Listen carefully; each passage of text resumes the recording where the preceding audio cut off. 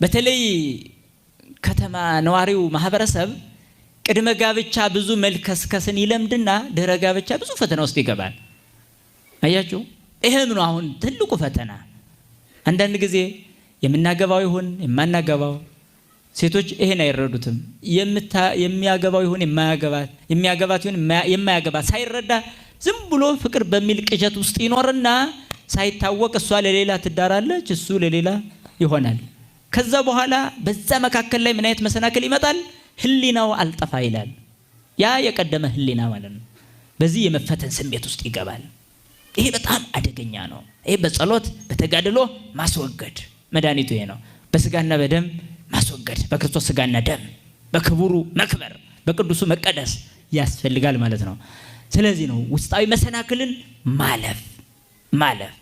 ስለዚህ የዘላለምን ድህነት መረዳት፣ ዓላማን መረዳት፣ ውስጣዊና ውጫዊ መሰናክሎችን ማለፍ፣ ከዛ በኋላ በምስጢራት መምራት። በቃ ትዳር በምስጢራት መመራት አለበት።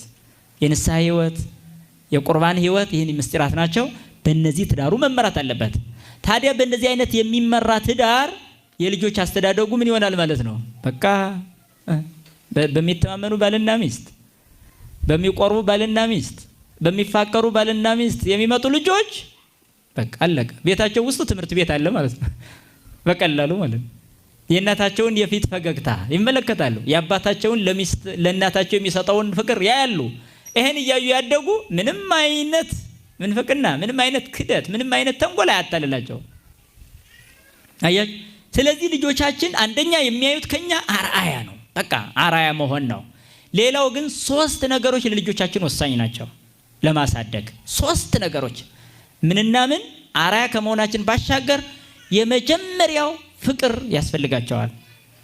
ልጆቻችሁን ትወዳላችሁ ብዬ በጠይቃችሁ አዎ ነው የምትሉኝ። አትወዱም። ውሸት ነው። አትወዷቸውም። ኧረ እኔ እወዳቸዋለሁ እንዲሁ በቃ ስፍስፍ ነው የሚለኝ፣ በቃ ትምህርት ቤት ደርሶ እስከሚመጡ ድረስ የሚል ሰው ይኖራል። አቤት ፍቅር አይደለም። ምን ያህል ለአእምሯቸው ጠንቅቃቸዋል። ልብስ መግዛት፣ ምግብ መቀያየር፣ እንዲሁ ጫማ ምናምን፣ ይሄን ነው ፍቅር የምትሉት? አይደለም። ለነፍሳቸው ታስባላችሁ። ይሄ ልጅ ገሃነም ይሆን የሚወርደው ወይስ መንግስተ ሰማያት ይገባ ይሆን? አምላኬ ከኔ የተወለደው ልጅ አንተን አገልግሎ የሚድን ነው ወይስ ዓለማዊ ሆኖ ይጠፋብኝ ይሆን? በዚህ የሚጨነቅ አባት፣ በዚህ የምትጨነቅ እናት አለች። ፍቅር ማለት ይሄ ነው። ሐዋርያው ቅዱስ ጳውሎስም ወላጆች ልጆቻችሁን በተግሳጽ አሳድጉ ነው ያለ። በኋላ እንዳያዝኑባችሁ ይላል። በኋላ ሲኦል ቢገቡ እናቴ እኮ ናት አባቴ እኮ ነው ብለው ማዘናቸው አይቀርም ይላል። ከአካላችሁ የተከፈሉ ልጆቻችሁ ገሃነም ቢወርዱ ትወዳላችሁ? የዲያብሎስ ባሪያ ቢሆኑ ትወዳላችሁ? አትወዱም። ካልወደዳችሁ ከልብሳቸው በላይ ከምግባቸው በላይ ለነፍሳቸው አስቡላቸው። ፍቅር ማለት ይሄ ነው። ለልጁ ዘላለማዊ ህይወት ማሰብ ነው ፍቅር ማለት። ስለዚህ የመጀመሪያው ፍቅር ነው። እናትና አባት መፋቀር ለልጁ ይጠቅማል። እናትና አባት ልጃቸውን መውደድ ለልጁ ይጠቅማል። ስለዚህ ልጁን የሚጠቅሙት በነፍሳዊ በኩል መውደድ ሲጀምሩ ነው። ይሄማ ግዴታ ነው። ስለሚያስጨንቃችሁም ታደርጉታላችሁ። ይጮሃልማ አምጡ እያለ ያለቅሳል። እንዳያለቅስ ስትሉ ብቻ ሻንጣ መግዛት፣ እንዳያለቅስ ስትሉ ልደት ማክበር፣ ልደት እያላችሁ ስንት ወጪ ታወጣላችሁ። ለነፍሱ ግን አንድ ነገር እንኳን አትገዙለትም። መጽሐፍ ቅዱስ ገዝታችሁ እንኳን እስኪንከየው ያንተ ነው ብላችሁ ሰጣችኋል? የለም። ብዙዎቻችን ከዚህ ነፃ ነን። ስለዚህ በቤተ ክርስቲያናችን ልጅ ማሳደግ የመጀመሪያው ፍቅርን አርአያነቱ ባሻገር ፍቅርን ማሳየት ለልጁ።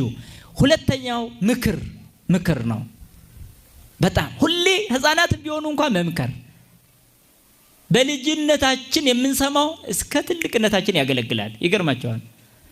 በህፃንነቱ ከእናት ከአባቱ የሰማ ልጅ ጎበዝ ነው የሚሆነው። በኋላ እናቴ እንዲህ ብላኝ ነበር ብትሞቱ እንኳን አይረሳም። ስለዚህ በህፃንነቱ ጆሮ ላይ ሹክ በሉ። በተለይ እናት ሹክ፣ ልጄ እንዳትደባደብ፣ እንደዚህ እንዳትሆን፣ እንደዚህ። ይሄ ቀላል ምክር ነው። ይሄ ምክር ነው። ሶስተኛው በትር ነው። በትር ያስፈልጋል። ፍቅር ታሳያላችሁ፣ ምክር ትመክራላችሁ፣ ትቆናጠጣላችሁ። ያለ ቁንጥጫ ህፃን ይስተካከላል ብላችሁ ካሰባችሁ የልጆች መብት የሚለው የአሜሪካ እብደት በእናንተ ውስጥም ገብቷል ማለት ነው። የልጆች መብት ይላሉ። ልጅ አሁን እሳት ቢነካ ዝም ልትሉ ነው? መብቱ ነው ብላችሁ ሩጣችሁ አይደል እንደምትይዙት? ለምን? መብቱ አይደለ? ተውት እስኪ ይንካ። ገደል ሊሄድ እየሄደ ዝም ልትሉ ነው? እዚህ አካባቢ ገደል የለም እንጂ ቢላ ይዞ አይኑን ላውጣ ቢል አሁን ዝም ልትሉ ነው? መብት ነው ብላችሁ ትይዛላችሁ አይደል? አዎ በነፍሱም እንደዛ ነው። የልጆች መብት ማለት እኮ አንተ ቤተክርስቲያን ስትሄድ አብሮህ እንዳይመጣ መከልከያ እኮ ነው። ለጸሎት ስትቆም አብሮህ እንዳይቆም መከልከያ፣ ስትጾም እንዳይጾም መከልከያ እኮ ነው። ለምን? መብቴ ነው አልጾምም ማለት ይችላል። መብቴ ነው ይበርደኛል ቤተክርስቲያን አልመጣም ማለት ይችላል። መብቴ ነው ይደክመኛል ማለት ይችላል። አያችሁ፣ ለልጅ ማን ነው መብት የሰጠው? በወላጆቹ ነው የሚኖረው። አየህ፣ ስለዚህ ምን ያስፈልጋል ማለት ነው? ማፍቀር፣ መምከር በበትር ይሄ እንደሚገባው የጥላቻ በትር አይደለም፣ የፍቅር ነው፣ የፍቅር ነው። እና ልጆች አስተዳደግ እስከዚህ ድረስ መመራት አለበት። ትልቁ ግን አራያ ሆኖ ማሳየት፣ ከዛ ጸሎት በጣም አራያ መሆን ነውና ለልጆቻችን ከምንነግራቸው በላይ ለእግዚአብሔር ስለነሱ መንገር የበለጠ ውጤታማ ያደርገናል ማለት ነው። ስለዚህ ስትጸልዩ ስለ ልጆቻችሁ ጸልያላችሁ፣ ክፉ አመላቸውን እንዲተው፣ ይሄ የሚያጨቃጭቃቸው የሚያነጫንጫቸው እንዲለቅ። ስለዚህ በክፉ መንፈስ የተበረዙ ልጆች እንዳናሳድግ መጠንቀቅ። ወንበዴ ማሳደግ፣ ሌባ፣ አጭበርባሪ፣ ቀጣፊ ማሳደግ ለሀገር አውሬ መትከል ነው። ስለዚህ ሀገር የሚመራው በትዳር፣ ቤተክርስቲያን የምትመራው በትዳር ስለሆነ በትዳር ውስጥ ያሉ ልጆቻችንን በፍቅርና በምክር በጸሎት በአርአያነት ማሳደግ ይኖርብናል ማለት ነው። እሺ በሉ፣ ቃል ገብታችኋል። አሁን ከዚህ በኋላ ተመልሶ እያንዳንዱ ቤት መፈተሽ አለበት ማለት ነው። እሺ ብለናል። በቃ ይሄ ነው። ልጄ ባንተ ተጠያቂ ነኝ፣ ልጄ ባንቺ ተጠያቂ ነኝ ማለት አለብን። ይሄ ነው። ስለዚህ ኦርቶዶክሳዊ ትዳር እርስ በርስ ባለ ፍቅርና በልጆቻችን ላይ ያለ የምንሰራው ትልቅ ትኩረት ነው ማለት ነው። መምህራችን ይጨምራል።